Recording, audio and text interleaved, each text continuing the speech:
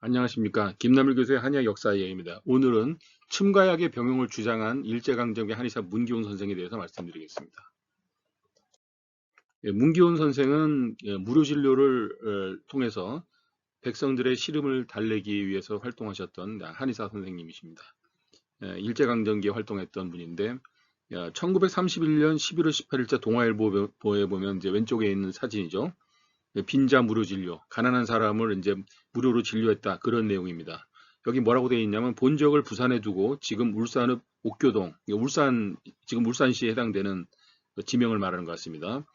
와서 일반 환자를 치료하고 있는 제세당 의사 문기용 씨는 일찍부터 침구술을 연구하여 마산, 창원, 포항, 경주 등 경산 남북도를 다니며 보통 병원에서 고치지 못하는 중병을 많이 고치는 중 특히 비난한 환자에게 약까지 무료로 써가며 친절히 고쳐주었다.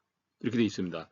그래서 이 문기용 선생이 오른쪽에 보면 이제 제세당이라고 되어 있는데 이분께서는 이제 부산을 중심으로 그 가난한 사람들을 진료하는 그런 이제 그 여러 가지 좋은 일을 하셔가지고 공적비가 서기도 했답니다. 그래서 오른쪽에 있는 사진에 보면 이제 공적비를 그대로 그려놓은 이제 그런 사진이 되겠죠. 예. 그래서 이 책이 이제 바로 뭐냐면 제세보감이라는 책인데 이 책은 1933년에 간행됩니다.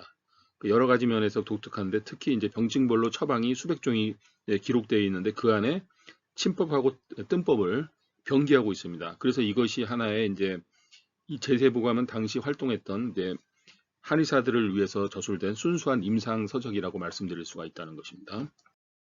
그래서 이 문경 선생의 이 제세보감에 있는 그 내용 중에서 좀 독특한 것이 침과 약을 이제 병행해서 사용해야 된다는 침약 병용론을 이제 주장했다는 것이 하나의 특징이라고 말할 수 있습니다.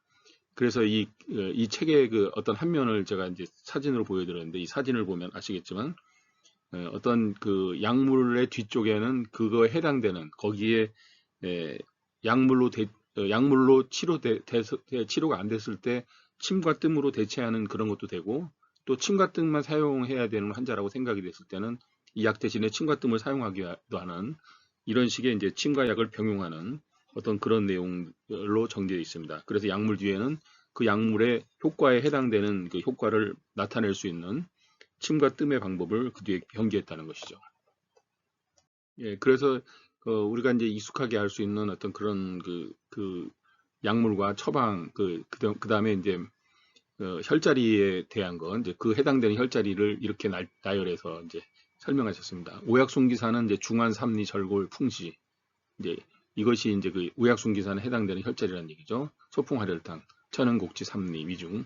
구미가을탕 같은 경우는 첫 번째 날에는 상향을 보호하고 삼리를 사한다.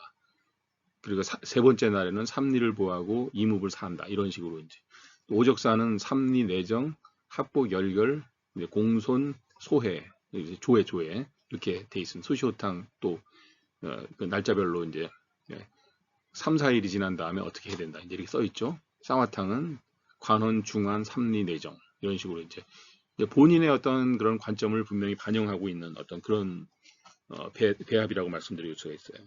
그래서 이 책에 등장하는 그 처방들은 대부분 친구법과 함께 병기되고 있는데 이건 대부분의 의사들이 어떤 특정 질환에 대한 증상이나 약물만을 기록하고 친구법을 기록하는 형식을 취해온 그 한국 의사의 전통의 맥락에서 볼 때 당시까지 나온 동아시아 의학계 전체 흐름에서 보아도 이러한 형식은 좀 파격적이지 않은가 이렇게 생각해 볼 수가 있습니다.